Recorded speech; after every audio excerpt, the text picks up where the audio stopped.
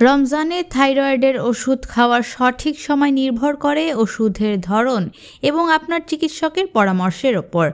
তবে সাধারণত হাইপোথাইরয়েডিজমের জন্য লেভোথাইরক্সিন ওষুধ খেতে হয় খালি পেটে, যা রোজার সময় কিছুটা চ্যালেঞ্জিং হতে পারে।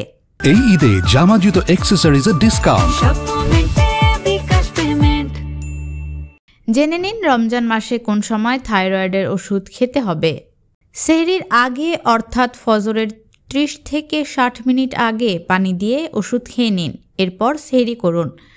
খাবারের সাথে খেলে ওষুধের কার্যকারিতা কমে যেতে পারে, তাই চেষ্টা করুন সেহরির আগেই ওষুধ খেয়ে নেওয়ার। ইফতারের 3 থেকে 4 ঘন্টা পরে যখন খালি পেট থাকবে তখন খাবেন।